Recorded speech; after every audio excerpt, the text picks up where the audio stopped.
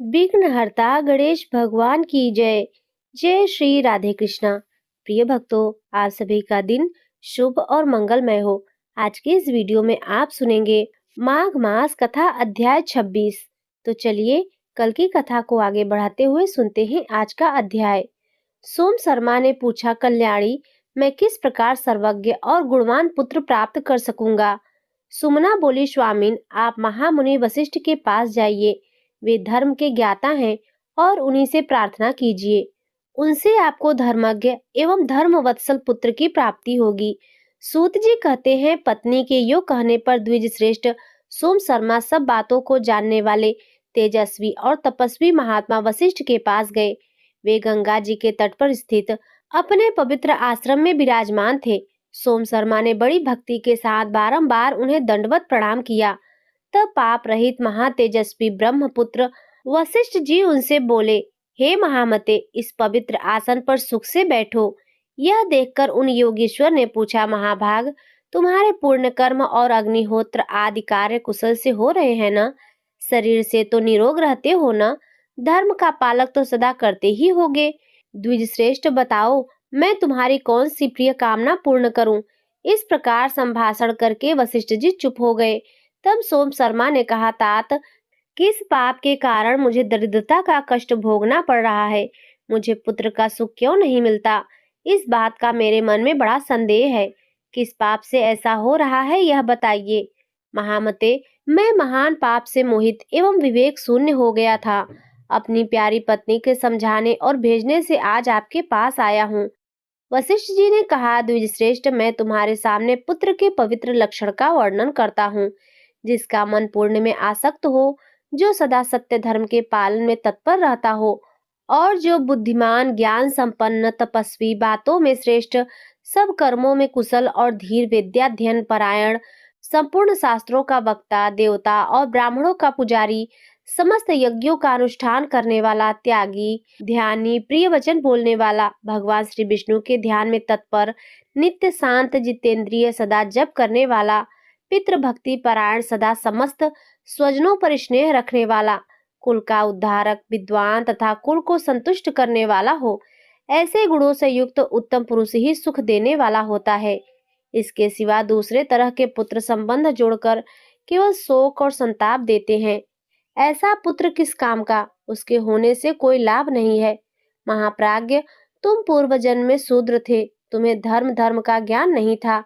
तुम बड़े लोभी थे। तुम्हारे एक स्त्री और बहुत से पुत्र थे। तुम दूसरों के साथ सदा द्वेष रखते थे। तुमने सत्य का कभी श्रवण नहीं किया था। तीर्थों की यात्रा नहीं की थी। महामते, तुमने एक ही काम किया था, खेती करना। बार बार तुम उसी में लगे रहते थे। द्विजश्रेष्ठ, तुम पशुओं का पालन भी करते थे। पहले गाय पालते थे, फिर भैंस और फिर घोड़ों को भी पालने लगे। तुमने अन्न को बहुत महंगा कर रखा था। तुम इतने निर्दयी थे कि कभी कभी किसी को किंचित भी दान नहीं किया, देवताओं की पूजा नहीं की, पर्व आने पर ब्राह्मणों को भी धन नहीं दिया, तथा श्राद्ध काल उपस्थित होने पर भी तुमने श्रद्धा पूर्वक कुछ नहीं किया। तुम्हारी साध्वी स्त्री कहती थी, आज श्राद्ध का दिन है, यह ससुर के श्राद्ध का समय है, और यह सास के। महामते, उसकी ये बातें सुनकर तुम घर छोड़कर कहीं अन्यत्र भाग जाते थे। तुमने धर्म का मार्ग कभी नहीं देखा था, न ही सुना था। लोभी तुम्हारी माता, लोभी पिता, लोभी भ्राता, लोभी स्वजन एवं बंधु था। तुमने सदा के लिए धर्म को तिलांजलि देकर एकमात्र लोभ का ही आश्रय लिया था। इसीलिए तुम दुखी और गरीबी से पीड़ित हुए हो। तुम्हारे हृदय में प्रतिदिन महातृष्णा बढ़ती जाती थी। रात में जो सो जाने पर भी तुम सदा धन की चिंता में लगे रहते थे। इस प्रकार क्रमशः हजार, लाख, करोड़, अरब, खरब और 10 खरब सोने की मुहरें तुम्हें प्राप्त हो गई। फिर भी तृष्णा तुम्हारा पिंड नहीं छोड़ती थी, वह सदा बढ़ती ही रहती थी। तुमने कभी दान, होम या धन का उपयोग नहीं किया था। जितना कमाया सब जमीन के अंदर गाड़ दिया। तुम्हारे पुत्रों को भी उस गड़े हुए धन का पता न था। तुम्हारे हृदय में तृष्णा की आग प्रज्वलित होती रहती थी। उसी के दुख से तुम्हें कभी सुख नहीं मिलता था। तृष्णा की आग से संतप्त होकर तुम हाहाकार मचाते और अचेत रहते थे। विप्रवर, इस प्रकार मोह में पड़े पड़े ही तुम काल के अधीन हो गए। स्त्री और पुत्र पूछते ही रह गए, किंतु तुमने उन्हें न तो उस धन का पता बताया और न उन्हें दिया ही कुछ। प्राण त्याग कर यमलोक को चले गए। इस प्रकार मैंने तुम्हारे पूर्व जन्म का सारा वृत्तांत कह सुनाया। विप्रवर, उसी कर्म के कारण तुम निर्धन और दरिद्र हो। जिसके ऊपर भगवान श्री विष्णु प्रसन्न होते हैं, उसी के घर में सदा सुशील, ज्ञानी और सत्य धर्मपरायण पुत्र होते हैं। संसार में जिसको भक्तिमान श्रेष्ठ पुत्र की प्राप्ति हुई है, वह भगवान का कृपा पात्र है। भगवान श्री विष्णु को कृपा के बिना कोई भी स्त्री पुत्र उत्तम जन्म तथा उत्तम कुल को और श्री विष्णु के परम धाम को नहीं पा सकता। सोम शर्मा ने पूछा, ज्ञान विज्ञान के पंडित विप्रवर वशिष्ठ जी, यदि ऐसी बात है तो मुझे ब्राह्मण वंश में जन्म कैसे मिला? इसका सारा कारण बताइए। वशिष्ठ जी बोले, ब्राह्मण पूर्व जन्म में तुम्हारे द्वारा एक धर्म संबंधी कार्य भी बन गया था, उसे बताता हूँ। उन दिनों एक निष्पाप, सदाचारी, अच्छे विद्वान, विष्णु भक्त और धर्मात्मा ब्राह्मण थे, जो तीर्थ यात्रा के ब्याज से समूची पृथ्वी पर अकेले ही विचरण किया करते थे। एक दिन वे महामुनि घूमते घामते तुम्हारे घर पर आए। द्विजश्रेष्ठ, उस समय उन्होंने अपने ठहरने के लिए तुमसे कोई स्थान मांगा। तुम बड़ी प्रसन्नता के साथ बोले, विद्वान, आहा, आज मैं धन्य हो गया।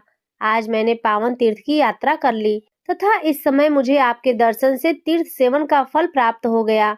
यह कहकर तुमने उन्हें ठहरने के लिए परम पवित्र गौशाला का स्थान दिखलाया और वहां ठहराकर उनकी शरीर की सेवा करके दोनों पैरों को भी दबाया। फिर उनके चरणों को जल से धोकर चरणोदक अपने मस्तक का अभिषेक किया। तत्पश्चात तुरंत ही दूध, दही, घी और मट्ठे के साथ उन ब्राह्मण देवता को अन्न अर्पण किया। महामते, इस प्रकार अपनी स्त्री सही सेवा करके तुम ब्राह्मण को बहुत संतुष्ट कर लिया। दूसरे दिन प्रातःकाल अत्यंत शुभकारक पूर्ण दिवस आया। उस दिन शुद्ध आषाढ़ मास की शुक्ला द्वादशी थी, जो सब पाप का नाश करने वाली थी। उसी तिथि को भगवान श्री विष्णु योग निद्रा में आश्रय लेते हैं। वह तिथि आने पर बुद्धिमान और विद्वान पुरुष घर के सारे काम छोड़कर भगवान श्री विष्णु के ध्यान में संलग्न हो गए। गीत और मंगलवाद्यों के द्वारा परम उत्सव मनाने लगे। समस्त ब्राह्मण वेद के सूक्तों और मंगलमय स्तोत्रों द्वारा भगवान की स्तुति करने लगे। ऐसे महोत्सव का अवसर पाकर वे श्रेष्ठ ब्राह्मण उस दिन वहीं ठहर गए। उन्होंने एकादशी का व्रत किया और उसका महात्म्य भी पढ़कर सुनाया। तुमने अपनी स्त्री और पुत्रों के साथ एकादशी से होने वाले उत्तम पुण्य का वर्णन सुना। उस महापुण्यमय प्रसंग को सुनकर स्त्री और पुत्रों से प्रेरित हो ब्राह्मण के संसर्ग से तुमने भी एकादशी व्रत का आचरण किया। स्त्री और पुत्रों के साथ जाकर प्रातः काल स्नान किया और प्रसन्न मन से गंध, पुष्प आदि पवित्र उपचारों तथा सब प्रकार के नैवेद्य द्वारा भगवान श्री मधुसूदन की पूजा की। फिर नृत्य और गीत आदि के द्वारा उत्सव मनाते हुए रात्रि में जागरण किया। तत्पश्चात भगवान को स्नान कराकर भक्ति के साथ बारंबार उनके चरणों में मस्तक झुकाया और महात्मा ब्राह्मण के दिए हुए भगवान के चरणोदक का पान किया, जो परम शांति प्रदान करने वाला है। इसके बाद ब्राह्मण को भक्ति पूर्वक प्रणाम करके तुमने उन्हें उत्तम दक्षिणा दी और पुत्र एवं पत्नी आदि के साथ व्रत का पारण किया। इस प्रकार भक्ति और सद्भाव के द्वारा तुमने ब्राह्मणों को भली भांति प्रसन्न कर लिया। अतः ब्राह्मण के संग और भगवान श्री विष्णु के प्रसाद से सत्य धर्म में स्थित होने के कारण तुम्हें ब्राह्मण का शरीर प्राप्त हुआ है। तुमने धन के लालच में आकर पुत्र का स्नेह त्याग दिया। उसी पाप का यह फल है कि तुम पुत्रहीन हो गए। विप्रवर, उत्तम पुत्र, उत्तम कुल, धन धान्य, पृथ्वी, स्त्री, उत्तम जन्म, श्रेष्ठ मृत्यु, सुंदर भोग, सुख, राज्य, स्वर्ग तथा मोक्ष आदि जो भी दुर्लभ वस्तुएं हैं, वे सभी परमात्मा भगवान श्री विष्णु की कृपा से प्राप्त होती हैं। इसीलिए अब से भगवान नारायण की आराधना करके तुम उसी उत्कृष्ट पद को प्राप्त कर सकोगे, जो श्री विष्णु का परम पद कहलाता है। महाभाग, यह जानकर तुम श्री नारायण के भजन में लग जाओ। सूत जी कहते हैं, वशिष्ठ के द्वारा इस प्रकार समझाए जाने पर वे महानुभाव ब्राह्मण हर्ष में भर गए और भक्ति पूर्वक महर्षि वशिष्ठ के चरणों में प्रणाम करके उनकी आज्ञा ले अपने घर को पधारे। वहां पहुंचकर अपनी स्त्री सुमना से प्रसन्नता पूर्वक बोले, प्रिय, तुम्हारी कृपा से ब्रह्मर्षि वशिष्ठ के द्वारा ही मुझे अपने पूर्व जन्म की सारी चेष्टाएं ज्ञात हो गई। सूत जी कहते हैं, तदंतर सत्पुरुषों में श्रेष्ठ महाबुद्धिमान सोम शर्मा अपनी स्त्री सुमना के साथ नर्मदा के अत्यंत पुण्यदायक तट पर गए और कपिला संगम नामक पुण्य तीर्थ में नहाकर देवताओं तथा पितरों का तर्पण करके शांत चित्त से भगवान नारायण के मंगलमय नाम का जप करते हुए तपस्या करने लगे। महामना सोम शर्मा द्वादशाक्षर मंत्र का जप और भगवान का ध्यान करते थे। वे सदा निश्चिंत होकर बैठने, सोने, चलने और स्वप्न के समय भी केवल भगवान श्री विष्णु की ओर ही दृष्टि रखते थे। उन्होंने काम क्रोध का परित्याग कर दिया था। साथ ही पातिव्रत्य धर्म में तत्पर रहने वाली परम सौभाग्यवती सती साध्वी सुमना भी अपने तपस्वी पति की सेवा में लगी रहती थी। सोम शर्मा जब भगवान का ध्यान करने लगे, उसी समय अनेक प्रकार के विघ्नों के सामने आकर उन्हें भय दिखाया। भयंकर विष वाले काले सांप उनके पास पहुंच जाते थे। सिंह, बाघ और हाथी उनकी दृष्टि में आकर भय उत्पन्न करते थे। इस प्रकार बड़े बड़े विघ्नों से घिरे रहने पर भी वे महाबुद्धिमान धर्मात्मा ब्राह्मण भगवान विष्णु के ध्यान से कभी विचलित नहीं होते थे। एक दिन की बात है, एक महाभयानक सिंह भयंकर गर्जना करता हुआ वहां आया। उसे देखकर सोम शर्मा भय से थर्रा उठे और भगवान श्री नरसिंह विष्णु का ध्यान करने लगे। इंद्र नीलमणि के समान श्याम विग्रह पर पीतांबर शोभा पा रहा था। श्री भगवान का बल और तेज महान है। वे अपने चारों हाथ में क्रमशः शंख, चक्र, गदा और पद्म धारण किए हुए हैं। मोतियों का विशाल हार चंद्रमा की भांति चमक रहा है। उसके साथ ही कौस्तुभ मणि भी भगवान के श्री विग्रह को उद्भासित कर रही है। श्री वत्स का हार वक्षस्थल की शोभा बढ़ा रहा था। श्री भगवान सब प्रकार के आभूषणों की शोभा से संपन्न है। कमल के समान खिले हुए नेत्र, मुख पर मुस्कान को मनोहर छटा, स्वाभाविक प्रसन्नता और रत्नमय हार उनकी शोभा को दुगनी कर रहे थे। इस प्रकार परम शोभायमान भगवान श्री विष्णु को मनोहर झांकी का सोम शर्मा ने ध्यान किया। तत्पश्चात वे उनकी स्तुति करने लगे। शरणागत वत्सल श्री कृष्ण, आप ही मुझे शरण देने वाले हैं। देव देवेश्वर, आपको नमस्कार है। जिन परमात्मा के उदर में तीनों लोक और 7 भुवन स्थित हैं, उन्हीं की शरण में मैं आ पड़ा हूँ। भय मेरा क्या करेगा? कृत्या आदि प्रबल विघ्न भी जिनसे भय मानते हैं तथा जो सबको दंड देने में समर्थ हैं, उन भगवान के मैं शरणागत हूँ। जो समस्त देवताओं, महाकार्य, दानवों तथा क्लेश उठाने वाले भक्तों के भी आश्रय हैं, उन भगवान की मैं शरण में आया हूँ। जो भय का नाश करने के लिए अभय रूप बने हुए हैं और पाप के नाश के लिए ज्ञानवान हैं तथा जो ब्रह्म रूप से एक अद्वितीय है, उन भगवान की मैं शरण में हूँ।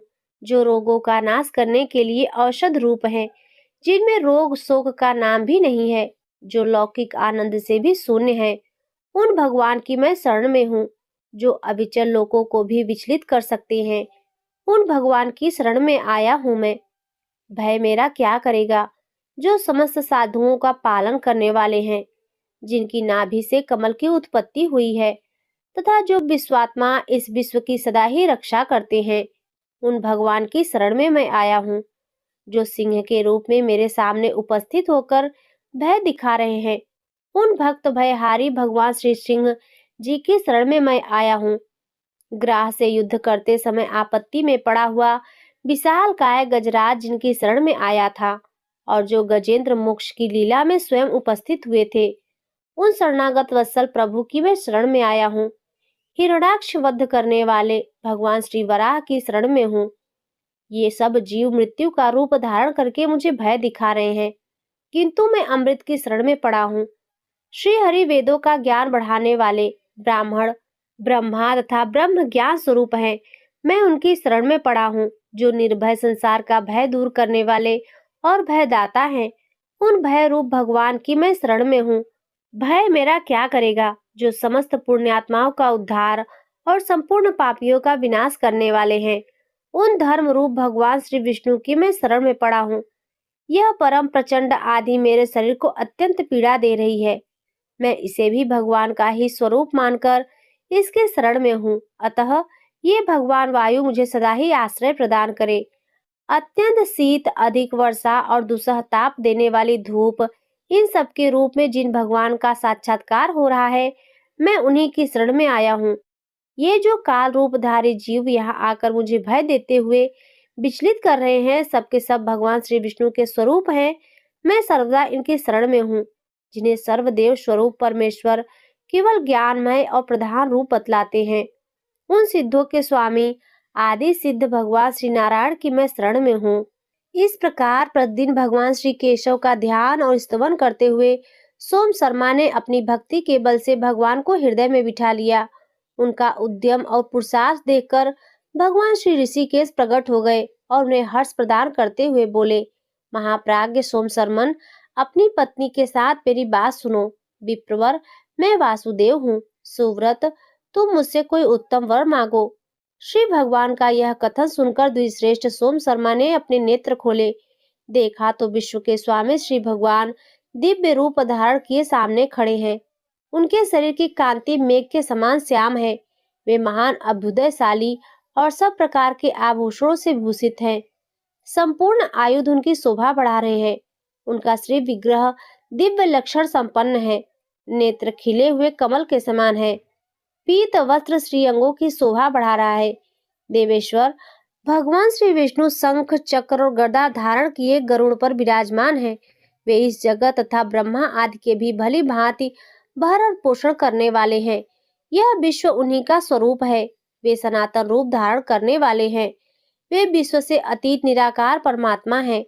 भगवान श्री जनार्दन को इस रूप में उपस्थित देख विप्रवर सोम शर्मा ने महान हर्ष में भर गए और करोड़ों सूर्य के समान तेजस्वी एवं लक्ष्मी सहित शोभा पाने वाले श्री भगवान को साष्टांग प्रणाम करके दोनों हाथ जोड़े और अपनी स्त्री सोमना के साथ उनकी स्तुति करने लगे। देव जगन्नाथ आपकी जय हो। सबको सम्मान देने वाले लक्ष्मीपते आपकी जय हो। योगियों के स्वामिन योगींद्र आपकी जय हो।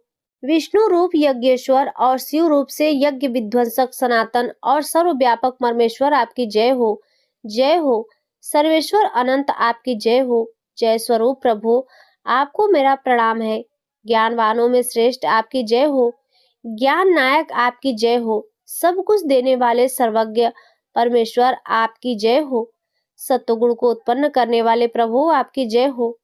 यज्ञ व्यापी परमेश्वर आप प्रज्ञा स्वरूप है, आपकी जय हो। प्राण प्रदान करने वाले प्रभु आपकी जय हो। पाप नाशक पूर्णेश्वर आपकी जय हो। पुण्य पालक हो आपकी जय हो। ज्ञान स्वरूप ईश्वर आपकी जय हो। आप ज्ञान गम्य हैं, आपको नमस्कार है। कमल लोचन आपकी जय हो। आपकी नाभि से कमल का प्रादुर्भाव हुआ था, अतः पद्मनाभ नाम से प्रसिद्ध आपको प्रणाम है। गोविंद आपकी जय हो। गोपाल आपकी जय हो। शंख धारण करने वाले निर्मल स्वरूप परमात्मन आपकी जय हो। चक्र धारण करने वाले अव्यक्त रूप परमेश्वर व्यक्त रूपधारी आपको नमस्कार है।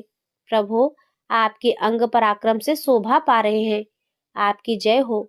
विक्रम नायक आपकी जय हो। विद्या से विलसित रूप वाले देवेश्वर आपकी जय हो। वेदमय परमेश्वर आपकी जय हो। आपको नमस्कार है। पराक्रम से शोभित अंगों वाले प्रभु आपकी जय हो। उद्यम प्रदान करने वाले देव आपकी जय हो। आप ही उद्यम के योग्य समय और उद्यम रूप है, आपको बारंबार नमस्कार है।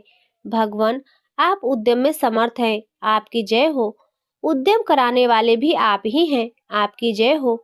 उद्योग प्रवृत्ति होने वाले आप सर्वात्मा को नमस्कार है। स्वर्ण आपका तेज है, आपको नमस्कार है। आप विजयी वीर हैं, आपको नमस्कार है। आप अत्यंत तेज स्वरूप हैं, सर्व तेजोमय हैं और आपको प्रणाम है। आप दैत्य तेज के विनाशक और पापमय तेज का अपहरण करने वाले हैं, आपको नमस्कार है। गौओं और ब्राह्मणों का हित साधन करने वाले आप परमात्मा को प्रणाम है। आप हविष्य भोजी तथा हव्य और कव्य का वहन करने वाले अग्नि हैं। आप ही स्वधा रूप है, आपको नमस्कार है। आप स्वाहा रूप यज्ञ स्वरूप और योग के बीज हैं, आपको नमस्कार है। हाथ में शांग नामक धनुष धारण करने वाले आप हरि को प्रणाम है। कार्य कारण रूप जगत को प्रेरित करने वाले विज्ञानशाली परमेश्वर को नमस्कार है। वेद स्वरूप भगवान को प्रणाम है। सबको पवित्र करने वाले प्रभु को नमस्कार है। सबके क्लेशों का अपहरण करने वाले हरित केशों से युक्त श्री भगवान को प्रणाम है।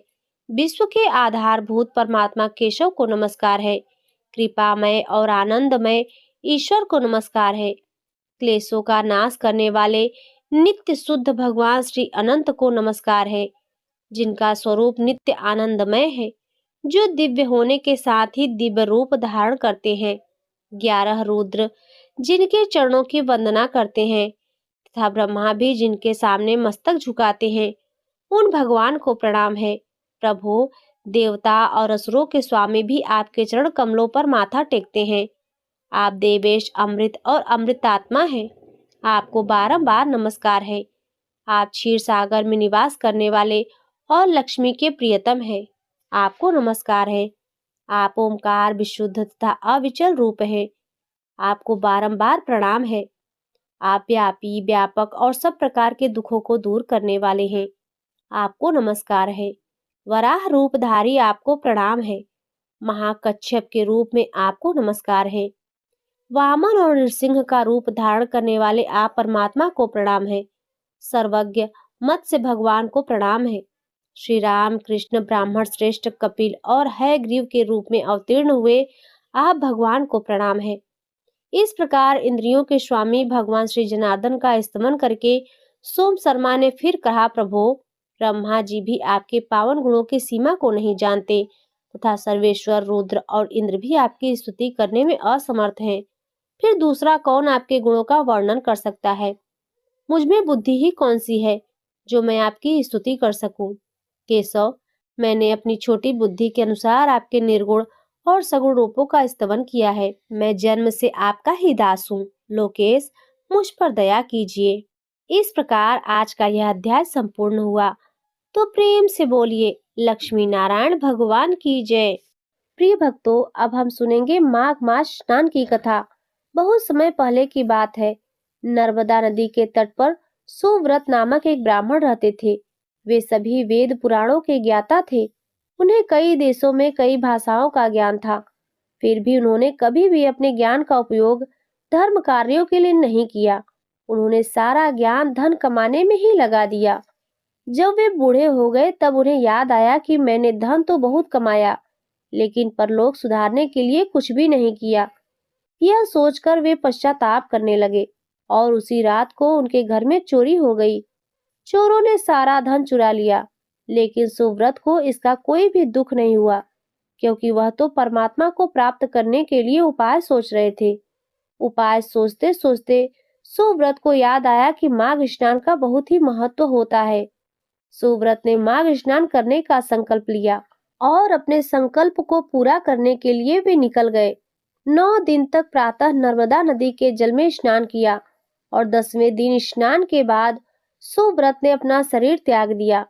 जीवन भर कोई भी अच्छा कार्य नहीं किया, लेकिन माघ स्नान करने के पश्चात उनका मन निर्मल हो चुका था।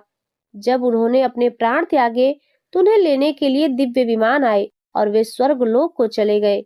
इस प्रकार हमारे माघ स्नान की संपूर्ण कथाएं समाप्त हुई।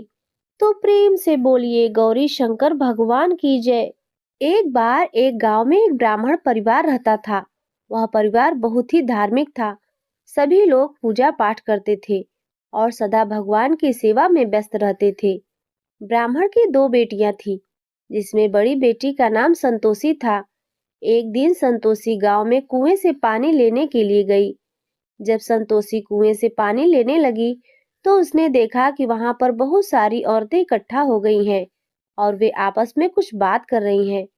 तब संतोषी ने पूछा कि आप लोग यहाँ इकट्ठा क्यों हुए हो और किस विषय पर बात कर रहे हो?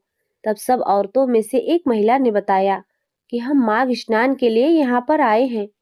उसके बाद ब्राह्मणी हमें कथा सुनाएगी। फिर हम तुलसी जी की पूजा करेंगे और सूर्य नारायण भगवान की पूजा करेंगे और फिर विष्णु भगवान की पूजा करेंगे। संतोषी ने पूछा कि यह सब करने से क्या होता है? तब महिला ने बताया कि यह सब करने से अनंत धन की प्राप्ति होती है, निरोगी काया मिलती है और सभी प्रकार के सुखों को भोगने पर अंत में मोक्ष की प्राप्ति होती है। वह महिला कहने लगी, तो जल्दी से स्नान कर लो और आकर हमारे साथ कथा सुन लो। संतोषी स्नान करके आई और उन सभी के साथ कथा सुनने के लिए बैठ गई। फिर सबसे पहले ब्राह्मणी ने गणेश जी की कथा सुनाई। एक बुढ़िया माई थी, मिट्टी के गणेश जी की पूजा करती थी। रोज गणेश जी बनाती, रोज गल जाते। उसके घर के सामने ही एक सेठ का मकान बन रहा था। वह जाकर कारीगर से बोलती है कि कारीगर कारीगर, मेरे लिए पत्थर के गणेश जी गढ़ दो। कारीगर बोलते हैं कि बूढ़ी माई, जब तक हम पत्थर के गणेश जी तेरे लिए गढ़ेंगे, तब तक तो हमारी दीवार बन जाएगी। हमारे पास इतना समय नहीं है, आप किसी और से बनवा लो। बूढ़ी माई को बहुत ही बुरा लगा। बूढ़ी माई ने कहा कि भगवान करे तुम्हारी दीवार टेढ़ी हो जाए। यह कहकर बूढ़ी माई घर को आ गई। अब जब कारीगर दीवार बनाता तो दीवार टेढ़ी हो जाती। फिर उस दीवार को गिराना पड़ता और दोबारा दीवार बनानी पड़ती। दोबारा भी दीवार टेढ़ी हो जाती, फिर गिरानी पड़ती। इस तरह से शाम हो गई। शाम को सेठ जी आए तो सेठ जी ने पूछा कि आज कोई काम क्यों नहीं हुआ। तब कारीगर ने बताया कि महाराज, काम तो हमने बहुत किया, लेकिन जब भी हम दीवार बनाते हैं, दीवार टेढ़ी हो जाती है। और कारीगर ने बूढ़ी माई की सारी बात सेठ जी को बता दी। सेठ जी बोले कि मुझे बूढ़ी माई के पास ले चलो। कारीगर सेठ जी को बूढ़ी माई के पास ले गए। सेठ जी ने बूढ़ी माई से कहा, हे बूढ़ी माई, हम तुम्हारे पत्थर के नहीं, सोने के गणेश जी गढ़वा देंगे। आप हमारी दीवार सीधी करा दो। सुनते ही गणेश जी ने सेठ जी की दीवार सीधी कर दी। सेठ जी ने बूढ़ी माई के लिए सोने के गणेश जी बनवाए और ढेर सारा अन्न धन और लक्ष्मी दी। हे गणेश जी महाराज, जिस तरह से आपने बूढ़ी माई पर अपनी कृपा दृष्टि दिखाई, उसी तरह से इस कथा को कहते, सुनते और हुकारा भरते सब पर अपनी कृपा दृष्टि बनाए रखना। प्रिय भक्तों, अब सुनते हैं तुलसी माता की कथा। एक बार एक गांव में एक बुजुर्ग महिला रहा करती थी। वह बहुत ही पूजा पाठ करती थी। वह रोज तुलसी माँ की पूजा करती और वह बुजुर्ग महिला रोज तुलसी माता से कहती, तुलसी माँ, मुझे बहू दो, पीताम्बर की धोती दो, मीठा मीठा ग्रास दो, बैकुंठ में वास दो, चटक की चाल दो, पटक की मौत दो, चंदन का काढ़ दो, रानी सा सास दो, दाल भात का भोजन दो, ग्यारस की मौत दो और श्री कृष्ण जी का कंधा दो। वह बुजुर्ग मैया हर महीने तुलसी माता की रोज पूजा किया करती, उनके बिरबे को सींचती। तुलसी माता बुजुर्ग महिला की बात सुन सुनकर धीरे धीरे सूखने लगी। प्रिय भक्तों, तभी भगवान श्री कृष्ण जी ने देखा कि तुलसी माता सूख रही हैं और तभी एक दिन भगवान श्री कृष्ण तुलसी माता जी के पास प्रकट हुए और भगवान श्री कृष्ण जी ने तुलसी माता से पूछा, हे तुलसी, तुम क्यों सूख रही हो? सभी महिलाएं तुम्हारी पूजा करती हैं, तुमको रोज सींचती हैं, लेकिन फिर भी तुम सूखती जा रही हो। इसका क्या कारण है? जिसके बाद तुलसी माता ने भगवान श्री कृष्ण से प्रेम पूर्वक कहा, हे प्रभु, एक बुजुर्ग महिला मेरे पास रोज आती है और रोज एक ही बात बोलती है, हे तुलसी माता सबकी दाता, मैं तेरा बिरवा सींचती हूँ, तू मुझे बहू दो, पीताम्बर की धोती दो, मीठा मीठा ग्रास दो, बैकुंठ में वास दो, चटक की चाल दो, पटक की मौत दो, चंदन का काढ़ दो, रानी सा रास दो, दाल भात का भोजन दो, ग्यारस की मौत दो और श्री कृष्ण जी का कंधा दो। मैं उस बुजुर्ग महिला की सारी मनोकामनाएं पूरी कर सकती हूँ प्रभु, किंतु हे प्रभु, उसकी एक मनोकामना पूरी नहीं कर सकती हूँ। मैं श्री कृष्ण जी का कंधा कहाँ से दूंगी प्रभु? भगवान श्री कृष्ण जी तुलसी माता की बातों को सुनकर जोर जोर से हंसने लगे और फिर भगवान श्री कृष्ण जी ने तुलसी माता से कहा, तुम चिंता मत करो, जब उस बुजुर्ग महिला की मृत्यु होगी तब मौके पर मैं वहां पहुंचकर कंधा दे दूंगा। आज सुबह जब वह पूजा करने आए तब कह देना कि सब कुछ तुम्हें मिल जाएगा। कुछ ही दिनों के बाद वह वृद्ध महिला ठोकर खाकर रास्ते में गिरकर मर गई। पूरे गांव के सभी लोग आए। उस महिला को सभी लोग धर्मात्मा मानते थे। उसको तुलसी जी की डोगरी कहते थे। उसके परिवार में कोई भी नहीं था, इसीलिए गांव वालों ने ही उसके अंतिम संस्कार की योजना बनाई और उसे नहला धुलाकर अर्थी पर बैठाने के लिए उसे उठाने लगे तो उसका मृत शरीर इतना भारी हो गया कि उसे उठा ही नहीं पाए। यह देखकर वहां के सभी लोग तरह तरह की बातें करने लगे और कहने लगे, यह इतना पूजा पाठ करती थी, हर समय माला फेरती थी, इसीलिए यह इतना भारी हो गई है। वही पूरे गांव में चर्चा होने लगी। डोगरी माई कोई भक्त नहीं थी, यह छल कपट करती थी। हम जिसे धर्मात्मा समझते हैं वह पापी है, जो कि किसी से भी उठ नहीं पा रही है। यह इसके कर्मों की सजा है। इधर भगवान ने सोचा मेरे भक्त की निंदा हो रही है, इसीलिए भगवान ने बूढ़े आदमी का भेष धारण करके वहां पर आए और वहां पर एकत्रित लोगों से पूछने लगे कि यहाँ पर इतनी भीड़ क्यों लगी है। जिससे सभी लोग कहने लगे यह डोगरी माई मर गई है और पापिन इतनी थी कि जिससे यह उठ भी नहीं पा रही है। सभी लोग उठा उठा कर थक गए हैं। तब ब्राह्मण ने कहा मुझे एक बार डोगरी के कानों में कुछ कहने दो, फिर देखो कैसे उठती है। तो सभी लोगों ने कहा आप भी प्रयास करके देख लीजिए। तब भगवान ने उस वृद्ध महिला के कानों में कहा हे बुढ़िया माई देखो, मैं आ गया। तू बिरवा सींच मेरा, मैं करूँ निस्तार तेरा। हे बुढ़िया माई, बहू ले, पोती ले, पोता ले, लड्डू ले, पीताम्बर ले, धोती ले, गहना ले, घी का घड़ा ले, मीठा मीठा खीर ले, पूड़ी ले, दाल भात का भोजन ले, धन दौलत ले, बेटा ले, पोता ले, तुलसी का पत्ता, गंगा जी का जल, 11 को मुंह में ले, चंदन का काट ले, कृष्ण जी का कंधा ले। इतना सुनते ही वह बुढ़िया माई हल्की हो गई। भगवान बोले आओ और इनको उठाओ। भगवान ने हाथ लगाया और बुढ़िया माई उठ गई। सबको बड़ा ही आश्चर्य हुआ। उसे खूब धूमधाम से ले जाया गया। भगवान उसे अपने कंधे पर ले गए। पूरे गांव में इसकी चर्चा होने लगी, जिससे उसको मुक्ति मिल गई और वह बैकुंठ में चली गई। सभी लोग देखते रह गए। सभी लोगों ने देखा शमशान घाट तक तो ब्राह्मण साथ ही आया था, लेकिन अब वह दिखाई नहीं दे रहा। इससे लोगों को समझ में आया कि वह कोई और नहीं, स्वयं भगवान बूढ़े ब्राह्मण के रूप में आए थे। तो प्रेम से बोलिए राधा कृष्ण भगवान की जय। प्रिय भक्तों, अब सुनते हैं सूर्य नारायण भगवान की कथा। एक बूढ़ा ब्राह्मण था। वह भगवान सूर्य नारायण की पूजा किया करता था। भगवान सूर्य नारायण को जल सींचता और उनकी पूजा आराधना करता। सारे दिन भगवान सूर्य नारायण के ध्यान में ही मग्न रहता। काम वाम कुछ भी नहीं करता था। उसे काम आता ही नहीं था। ब्राह्मणी बहुत ही ज्यादा परेशान थी। कमाने के लिए ब्राह्मण से कमाने को कहती तो ब्राह्मण कहता कि मुझे कमाना नहीं आता। आसपास के लोग भी उसे ताने देते थे। काम धाम कुछ करता ही नहीं, सारा दिन माला जाप करता रहता था। सबके ताने से परेशान होकर एक दिन वह अपना लोटा और अपनी माला लेकर घर से निकल पड़ा। घर से निकलने के बाद वह सीधा एक जंगल में गया। जंगल में उसने देखा कि एक तालाब सूखा पड़ा है। थोड़ा सा ही पानी है तालाब में और तालाब के किनारे एक पीपल का पेड़ है जो सूख गया है। ब्राह्मण जाकर पीपल के पेड़ के पास रहने लगा। वह रोजाना सूर्य भगवान को अर्घ से सींचता और तालाब में जो थोड़ा सा पानी था उसी में से एक लोटा पानी लाता और अर्घ देकर सींचता। और जैसे ही वह जल सींचता तो सींचे हुए जल का पानी पीपल की जड़ों में जाता और बाकी पानी बहकर तालाब में चला जाता।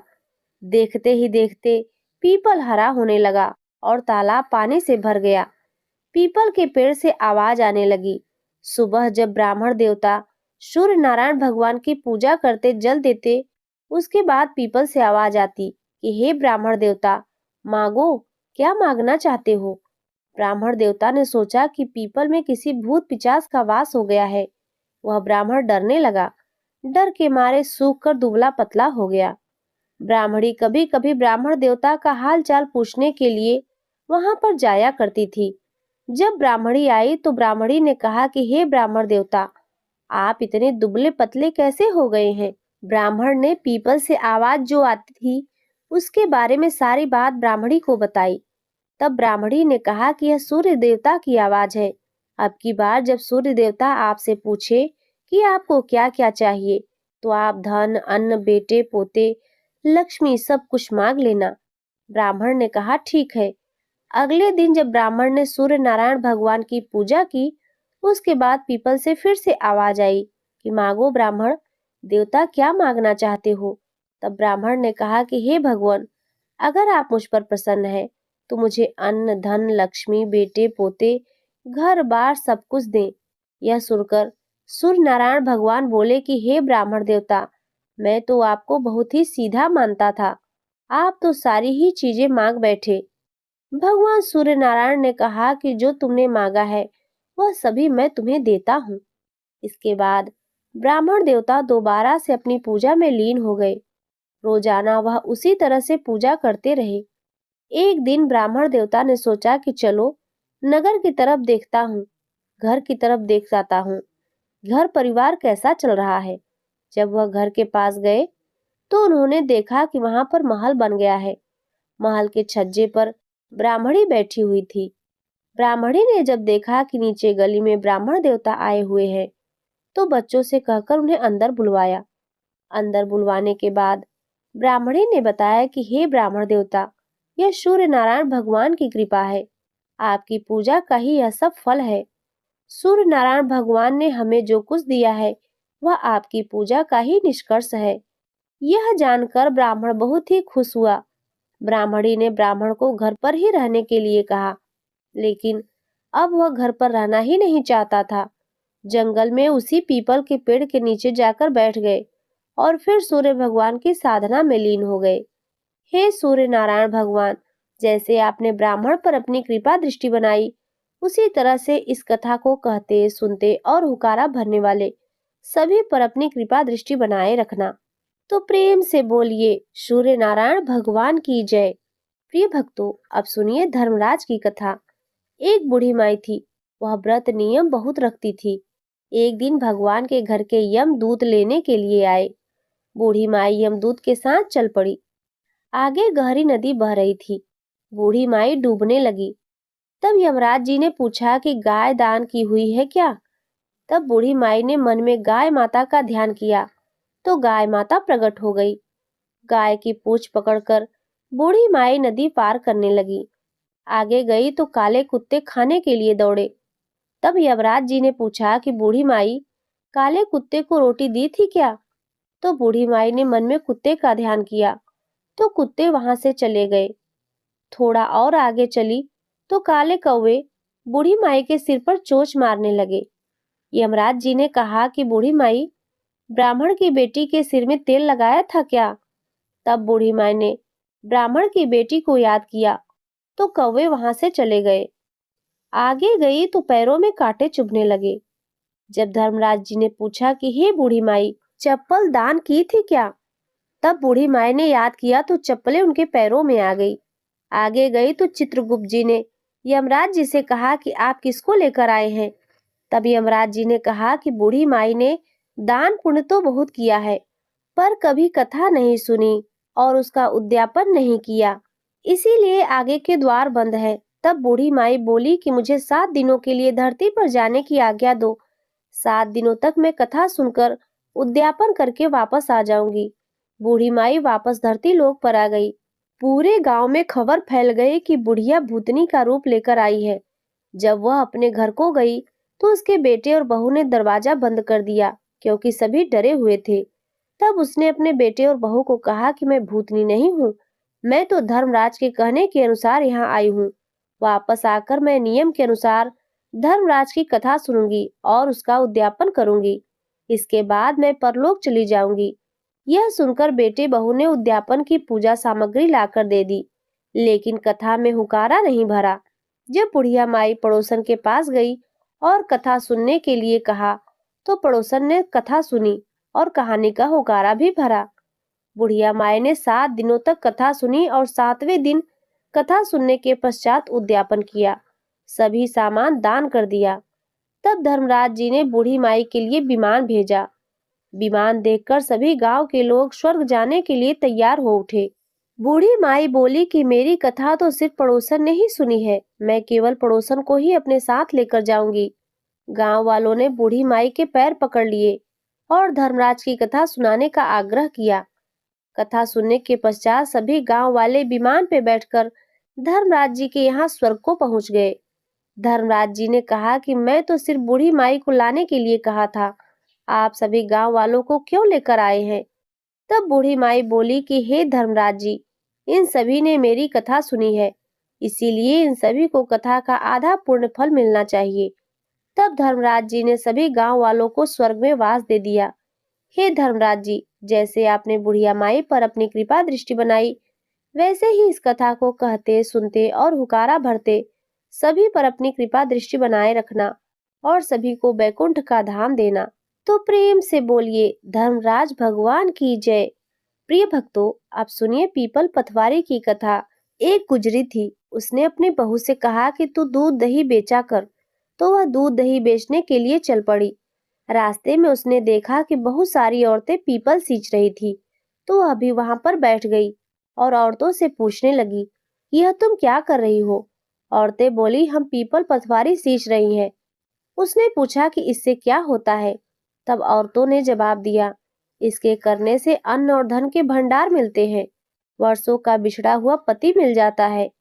उस गुजरी ने कहा कि तुम तो पानी से सींच रही हो, मैं तो दूध से सींचूंगी।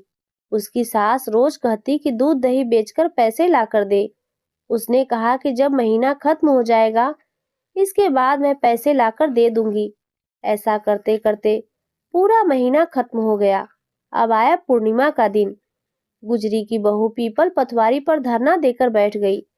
पीपल ने पूछा कि तुम यहाँ क्यों पड़ी हो? उसने कहा कि मेरी सास दूध दही के पैसे मांग रही है। पीपल ने कहा कि मेरे पास पैसे नहीं है, तुम यह पत्थर, पान के पत्ते और यह डंडियां लेकर चली जाओ और अपने गुल्लक में रख देना। सास ने पूछा, पैसे लाई है? तो गुजरी ने कहा कि मैंने पैसे गुल्लक में रख दिए हैं। तब सास ने गुल्लक खोल कर देखी, तो सास क्या देखती है कि गुल्लक में तो हीरे मोती जगमगा रहे हैं, पत्तों का धन बन गया है। सास बोली, बहू इतना पैसा कहाँ से लाई? बहू ने आकर देखा तो बहुत सारा धन रखा था। तब गुजरी की बहू ने कहा कि सासू जी, मैंने तो 1 महीने तक पीपल की पतवारी को सींचा था और मैंने उनसे धन मांगा तो उन्होंने मुझे पत्थर, डंडे, पत्ते यह सब दिए, तो मैंने लाकर गुल्लक में रख दिए और वही सब हीरे और मोती बन गए। तब सासू जी ने कहा कि अब की बार मैं भी पतवारी ही सींचूंगी। सासू जी दूध दही को बेच आती और आकर हांडी धोकर पीपल पतवारी में चढ़ा देती। बहू से कहती, तू मेरे गुल्लक को मत देखना। जब महीना पूरा हुआ तो सासू जी गुल्लक लेकर बैठ गई। गुल्लक खोली तो उसमें से कीड़े मकोड़े निकलने लगे। गुजरी ने सासू जी से कहा कि सासू जी यह क्या है? सास यह सब देखकर बोली कि पीपल पतवारी ने तेरे तो अन्न और धन दिया, मुझे कीड़े मकोड़े दिए। तब सब लोगों ने कहा कि बहू तो मन से सींचती थी और सासू जी ने धन की भूख से सींचा है। इसीलिए हे पीपल पथवारी माता, जैसे बहू को दिया वैसे सबको देना, जैसे सासू जी को दिया वैसे किसी को मत देना। हे पीपल पथवारी, सब पर अपनी कृपा दृष्टि बनाए रखना। तो प्रेम से बोलिए पीपल पथवारी की जय। प्रिय भक्तों, अब सुनिए विष्णु भगवान की कथा। एक सेठ और सेठानी थे। सेठानी विष्णु भगवान की पूजा किया करती थी, लेकिन सेठ को अच्छा नहीं लगता था। सेठ ने सेठानी को घर से निकाल दिया। चलते चलते जंगल में जाकर पहुंची। वहां 4 आदमी मिट्टी खोद रहे थे। सेठानी ने जाकर पूछा कि भाई, मुझे कोई नौकरी दे दो। उन्होंने उसे नौकरी पर रख लिया। मिट्टी खोदने से सेठानी के हाथों में छाले पड़ गए और सिर के बाल उड़ गए। वह आदमी बोले, बहन तुम अच्छे घर की लगती हो, इसीलिए तुम मिट्टी खोदने का काम मत करो, तुम हमारे घर का काम कर लिया करो। वह उसे अपने घर ले गए और रोज 4 मुट्ठी अनाज लेकर आते थे। चारों बांटकर खाते थे। सेठानी बोली कि कल से 8 मुट्ठी अनाज लेकर आना। अगले दिन वे 8 मुट्ठी अनाज लेकर आए। सेठानी पड़ोसन के घर से आग लेकर आई और भोजन बनाया और विष्णु भगवान को भोग लगाया। फिर सबको भोजन परोसा। भाई बोले, बहन भोजन तो बहुत ही स्वादिष्ट बना है। बहन बोली, भगवान का जूठन है तो स्वाद तो लगेगा ही। उधर सेठ भूखा मरने लगा। तब बोले कि सेठानी के भाग से ही खाया करता था। सेठ सेठानी को ढूंढने के लिए निकल पड़ा। ढूंढते ढूंढते वह भी उसी जंगल में आ पहुंचा। वहां उसने उन्हीं 4 आदमियों को मिट्टी खोदते हुए देखा। उसने कहा कि भाई, मुझे भी नौकरी पर रख लो। वे बोले कि हाँ भाई, तू भी मिट्टी खोद ले। वह मिट्टी खोदने लगा तो उसके हाथों में भी छाले पड़ गए और सिर के बाल उड़ गए। वह आदमी बोले, भाई तुम अच्छे घर के लगते हो, तुम मिट्टी मत खोदो, तुम हमारे घर पर काम कर लिया करो। वह उसे अपने घर ले आए। वहां जाकर सेठ ने सेठानी को पहचान लिया, लेकिन सेठानी ने नहीं पहचाना, क्योंकि वह घूंघट में रहती थी। सेठानी ने भोजन बनाया, विष्णु भगवान को भोग लगाया, उसके बाद भोजन परोसा। जब सेठ की थाली परोसने लगी तो विष्णु भगवान ने हाथ पकड़ लिया। भाई बोले, बहन यह क्या कर रही हो? बहन बोली, भाई मैं तो कुछ नहीं कर रही हूँ, मेरा तो विष्णु भगवान ने हाथ पकड़ लिया। भाई बोले, हमें भी अपने भगवान के दर्शन कराओ। सेठ जी ने भगवान से प्रार्थना करी, विष्णु भगवान ने सबको दर्शन दिए। सेठ ने सेठानी से माफी मांगी और भाइयों ने बहन को बहुत सारा धन देकर विदा किया। सेठ सेठानी दोनों मिलकर भगवान विष्णु की पूजा करने लगे। उनके घर में अन्न और धन के भंडार भर गए। हे श्री हरि विष्णु, जैसे आपने सेठ और सेठानी पर अपनी कृपा दृष्टि बनाई, वैसे ही इस कथा को कहते, सुनते और हुकारा भरते सब पर अपनी कृपा दृष्टि बनाए रखना। प्रेम से बोलिए विष्णु भगवान की जय। प्रिय भक्तों, अब सुनिए नगर बसेरा की कथा। एक जाट था, एक भाट था। दोनों गहरे दोस्त थे। जाट चला अपनी बहन के घर, भाट चला अपने ससुराल। रास्ते में कुएं की पाल पर दोनों बैठ गए। जाट बोला, नगर बसेरा कर ले। भाट बोला, मैं तो ससुराल जा रहा हूँ, खूब खातिर होगी, तू ही कर ले। जाट कुएं की पाल पर बैठकर एक घड़े पानी ली और हाथे में थोड़े से चावल के दाने लेकर नगर बसेरा करने लगा। बोला, बसेरा जो करे मलमल धोए पाँव, ताता मांडा तापसी देगी मेरी माए। माँ देना मौसी, देगा द्वारका का नाथ, मीठा मीठा ग्रास वृंदावन का वास। 5 कुल्हड़ी छठी रास, मेरा जीव कृष्ण जी के पास। डालू पानी हो जावे घी, झट से निकल जावे मेरा जी। कर करा के वह चल पड़ा। जाट की बहन ने चूरमा चावल जिमा करके खूब बातचीत की। जब भाट पहुंचा अपने ससुराल तो वहां आग लग गई। बुझाते बुझाते, राख उठाते उठाते मुंह और हाथ दोनों काले हो गए। ना रोटी मिली ना पानी मिला। पड़ोसन आई और बोली, जमाई आया है, उसकी तो पूछ ले। सास बोली, क्या करूं, मेरा तो झोपड़ा ही जल गया। पड़ोसन ने एक रोटी और छाछ दे दी, उसने खा ली। शाम को दोनों दोस्त फिर से मिले। दोनों बोले कि बोलो क्या बात रही। भाट बोला, मेरी तो ससुराल में आग लग गई। बुझाते बुझाते हाथ मुंह सब काले हो गए और रोटी मिली, वह भी छाछ से, ना पानी मिला। जाट बोला, मेरी तो खूब खातिर हुई, मैंने कहा था ना नगर बसेरा कर ले, अब भी कर ले। जाट बोला, अब तो ना करूं, मेरी मौसी थोड़ी ना है, मेरी तो माँ है, तेरी तो मौसी है, पता नहीं रोटी देगी या नहीं। मेरी तो माँ है, दही रोटी लेकर बैठी होगी। जाट ने नगर बसेरा किया। नगर बसेरा जो करे मलमल धोवे पाँव, ताता मांडा तापसी देगी मेरी माँ। माँ देना मौसी, देगा द्वारका का नाथ, मीठा मीठा ग्रास वृंदावन का वास। 5 कुल्हड़ी छठी रास, मेरा जीवरा कृष्ण जी के पास। डालू पानी हो जावे घी, झट से निकल जावे मेरा जी। यह सब करके वह चल पड़ा। घर पहुंचते ही जाट की मौसी ने बहुत ही लाड से, चाव से उसे खिलाया पिलाया। और भाट जब घर गया तो उसकी भैंस खो गई। अब एक लाठी धरे एक उठावे, बोला कि ससुराल गया तो आग लगवा दी, घर आया तो भैंस खो दी। पहले भैंस खोज कर ला, फिर रोटी पानी मिलेगी। सारा दिन हो गया ढूंढते ढूंढते भैंस नहीं मिली। बाजार में फिर जाट मिला। जाट ने पूछा, क्या खबर है? भाट बोला, घर आते ही भैंस खो गई, उसी दिन से ढूंढ रहा हूँ, रोटियों का तो ठिकाना ही नहीं। जाट बोला, मैंने कहा था ना नगर बसेरा कर ले।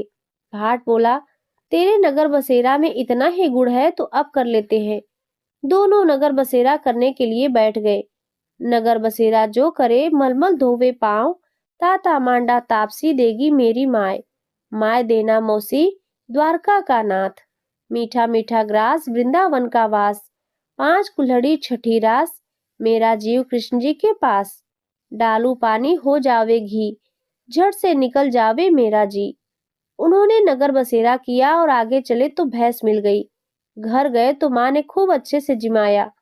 उन्होंने सारे नगर में ढिढोरा पिटवा दिया कि जब भी कोई कहीं पर जाए या आवे तब नगर बसेरा जरूर करे। तो प्रेम से बोलिए लक्ष्मी नारायण भगवान की जय। लक्ष्मी नारायण भगवान की जय। तुलसी शालिक राम भगवान की जय। प्रिय भक्तों, अगर आप माघ स्नान कर रहे हैं तो आप माघ मास की यह सभी कथाएं जरूर सुने, ताकि आपको माघ स्नान का संपूर्ण फल प्राप्त हो सके। अगर आप स्नान नहीं भी कर रहे हैं तब भी इन संपूर्ण कथाओं का श्रवण हर रोज करें, ताकि हमें भी वैकुंठ धाम की प्राप्ति हो और जीवन में सभी प्रकार के सुखों की प्राप्ति हो। प्रिय भक्तों, अब आइए अंत में सुनते हैं श्री तुलसी चालीसा और आरती। तुलसी चालीसा। दोहा। श्री तुलसी महारानी करु विनय सिरनाय, जो मम हो संकट विकट दीजय मात नसाय। चौपाई। नमो नमो तुलसी महारानी, महिमा अमित न जाय बखानी। दियो विष्णु तुमको सन्माना, जग में छायो सुयस महाना। विष्णु प्रिया जय जयति भवानी, तिहु लोक की हो सुख खानी। भगवत पूजा करे जो कोई, बिना तुम्हारे सफल न होई। जिन घर तव नहीं होय निवासा, उस पर करहीं विष्णु नहीं बासा। करे सदा जो तव नित सुमिरन, तेहि के कारज होय सब पूरन। कार्तिक मास महात्म तुम्हारा, ताको जानत सब संसारा। तब पूजन जो करे कुंवारी, पावे सुंदर वर सुकुमारी। कर जो पूजन नित प्रति नारी, सुख संपत्ति से होय सुखारी। वृद्धा नारी करे जो पूजन, मिले भक्ति होवे पुलकित मन। श्रद्धा से पूजे जो कोई, भव निधि से तर जावे सोई। कथा भागवत यज्ञ करावे, तुम भी नहीं सफलता पावे। छायो तब प्रताप जग भारी, ध्यावत तुम ही सकल चित धारी। तुम ही मात यंत्रन तंत्रन, सकल काज सिद्धि होवे क्षण में। औषधि रूप आप हो माता, सब जग में तव यश विख्याता। देवी ऋषि मुनि तो तपधारी, करत सदा तव जय जयकारी। वेद पुराणन तव यश गाया, महिमा अगम पार नहीं पाया। नमो नमो जय जय सुख कारणी, नमो नमो जय दुख निवारिणी। नमो नमो सुख संपत्ति देनी, नमो नमो अघघाटन छेनी। नमो नमो भक्तन दुख हरनी, नमो नमो दुष्टन मद छेनी। नमो नमो भव पार उतारनी, नमो नमो परलोक सुधारनी। नमो नमो निज भक्तन उबारनी, नमो नमो जन काज सवारनी। नमो नमो जय कुमति नशामनी, नमो नमो सुख उपजावनी। जयति जयति जय तुलसी माई, ध्याऊं तुमको शीस नवाई। निज जन जानि मोहि अपनाओ, बिगड़े कारज आप बनाओ। करूं विनय मैं मात तुम्हारी, पूर्ण आशा करहूं हमारी। शरण चरण जोरी मनाऊं, निस दिन तेरे ही गुण गाऊं। ग्रहूं मात यह अब मोह पर दाया, निर्मल मोय सकल मम काया। मंगू मात यह वर दीजय, सकल मनोरथ पूर्ण कीजय। जनू नहीं कुछ नेम अचारा, क्षमहु मात अपराध हमारा। 12 मास करे जो पूजा, तासम जग में और न दूजा। प्रथम ही गंगा जल मगवावे, फिर सुंदर स्नान करावे। चंदन अक्षत पुष्प चढ़ावे, धूप दीप नैवेद्य लगावे। करे आचमन गंगा जल से, ध्यान करे हृदय निर्मल से। पाठ करे फिर चालीसा की, स्तुति करे मात तुलसी की। यह विधि पूजा करे हमेशा, ताके तन नहीं रहे कलेशा। करे मास कार्तिक का साधन, सोवे नित पवित्र सिद्ध हुई जाही। है यह कथा महा सुखदाई, पढ़े सुने सो भव तर जाई। तुलसी मैया तुम कल्याणी, तुम्हारी महिमा सब जग जानी। भाव न तुम्हें मानित नित ध्यावे, गा गा कर माँ तुझे रिझावे। दोहा। यह श्री तुलसी चालीसा पाठ करे जो कोई, गोविंद सो फल पावे जो मन इच्छा होय। इति श्री तुलसी चालीसा संपूर्ण। तो प्रेम से बोलिए तुलसी शालिक राम भगवान की जय। प्रिय भक्तों, अब आइए सुनते हैं तुलसी माता की आरती। जय जय तुलसी माता मैया, जय जय तुलसी माता। सब जग की सुखदाता मैया, सबकी वर माता। मैया जय जय तुलसी माता, मैया जय जय तुलसी माता। सब जग की सुखदाता मैया, सबकी वर माता। मैया जय जय तुलसी माता, मैया जय जय तुलसी माता। सब योगों से ऊपर, सब रोगों से ऊपर, मैया सब रोगों से ऊपर। रक्षा करे मैया, मैया सबकी रक्षा करे, सबकी भव बाधा। मैया जय जय तुलसी माता, जय जय तुलसी माता। मैया जय जय तुलसी माता, सबकी वर माता। मैया जय जय तुलसी माता। बटु पुत्र है श्यामा, सुरवल्ली है ग्रामा, मैया सुरवल्ली है ग्रामा, मैया सुरवल्ली है ग्रामा। विष्णु प्रिया जो नर तुम सेवे, विष्णु प्रिया जो नर तुम सेवे, विष्णु प्रिया जो तुम नर सेवे, सो नर तर जाता। मैया जय तुलसी माता, मैया जय जय तुलसी माता। सब जग की वरदाता, मैया सब जग की वरदा। हरि के शीस विराजत, हरि के शीस विराजत, त्रिभुवन से हो वंदित, त्रिभुवन से हो वंदित। पतित जनों की तारिणी तुम हो विख्यात, मैया जय जय तुलसी माता, मैया जय जय तुलसी माता। सब जग की वर माता, सबकी वर माता, लेकर जन्म विजन में आई, दिव्य भवन में मैया आई, दिव्य भवन में मैया आई, दिव्य भवन में मैया आई। मानो लोक तुम्ही से, मानो लोक तुम्ही से, सुख संपत्ति पाता। मैया जय जय तुलसी माता, जय जय तुलसी माता, मैया जय जय तुलसी माता। हरि को तुम अति प्यारी, मैया हरि को तुम अति प्यारी। श्याम वरण तुम्हारी, मैया श्याम वरण है तुम्हारी। प्रेम अजब है उनका, मैया प्रेम अजब है उनका। तुमसे कैसा नाता, मैया तुमसे कैसा नाता। जय जय तुलसी माता, मैया जय जय तुलसी माता। सब जग की वर माता, मैया सब जग की वर माता। जय जय तुलसी माता, मैया जय जय तुलसी माता।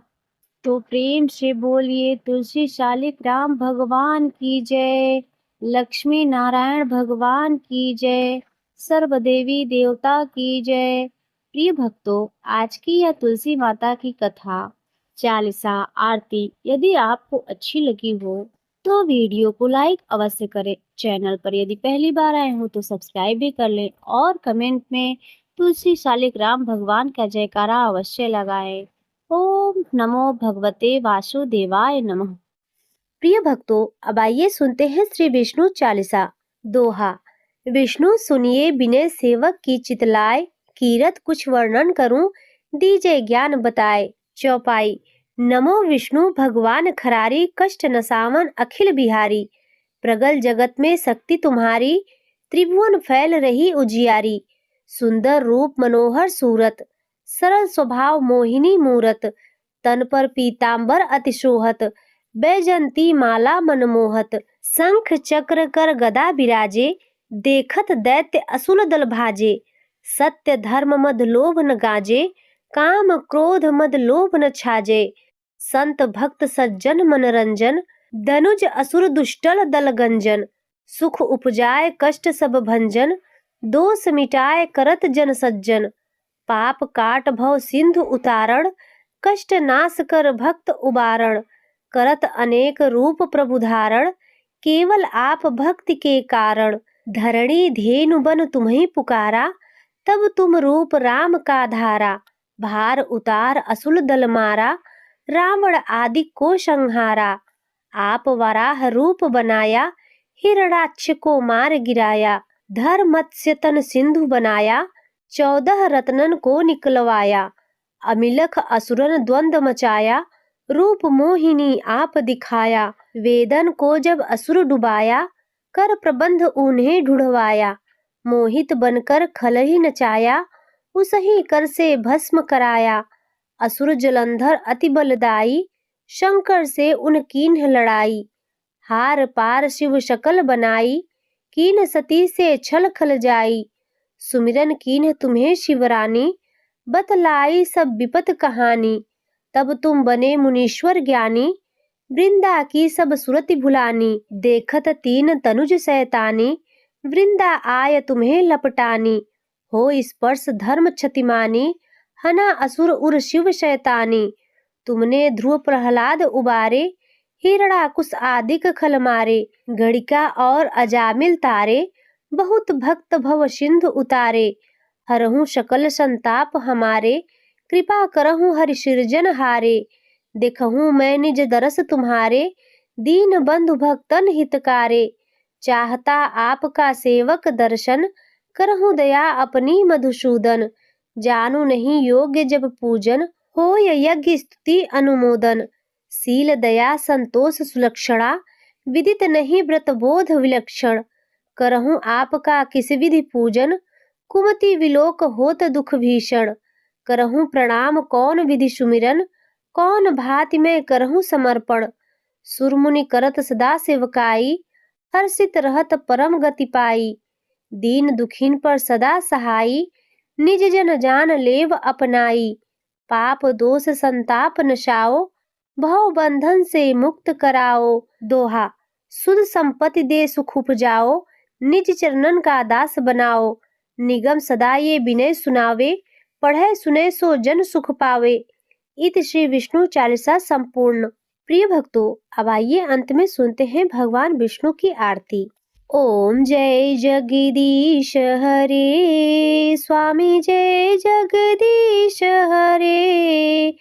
भक्त जनों के संकट, भक्त जनों के संकट, क्षण में दूर करे। ओम जय जगदीश हरे।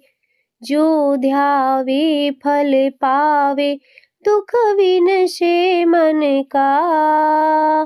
प्रभु दुख विनशे मन का, सुख संपत्ति घर आवे, सुख संपत्ति घर आवे। कष्ट मिटे तन का। ओम जय जगदीश हरे। मात पिता तुम मेरे, शरण गहूँ मैं किसकी। प्रभु शरण गहूँ मैं किसकी। तुम बिनु और न दूजा, तुम बिनु और न दूजा, आस करूं जिसकी। ओम जय जगदीश हरे। तुम पूर्ण परमात्मा, तुम अंतर्यामी। प्रभु तुम अंतर्यामी। पारे ब्रह्म परमेश्वर, पारे ब्रह्म परमेश्वर, तुम सबके स्वामी। ओम जय जगदीश हरे। तुम करुणा के सागर, तुम पालन करता। प्रभु तुम पालन करता। मैं मूरख खल कामी, मैं मूरख खल कामी, कृपा करो भरता। ओम जय जगदीश हरे। तुम हो एक अगोचर, सबके प्राणपति। प्रभु सबके प्राणपति। किस विधि मिलूं दया में, किस विधि मिलूं दया में, तुमको मैं कुमति। ओम जय जगदीश हरे। दीन बंधु दुख हरता, तुम ठाकुर मेरे। प्रभु तुम ठाकुर मेरे। अपने हाथ उठाओ, अपने हाथ उठाओ, द्वार पड़ा तेरे। ओम जय जगदीश हरे। विषय विकार मिटाओ, पाप हरो देवा। प्रभु पाप हरो देवा। श्रद्धा भक्ति बढ़ाओ, श्रद्धा भक्ति बढ़ाओ, संतन की सेवा।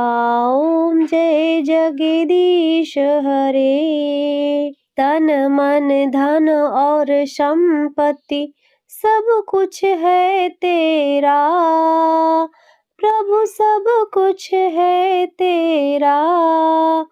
तेरा तुझको अर्पण, तेरा तुझको अर्पण, क्या लागे मेरा।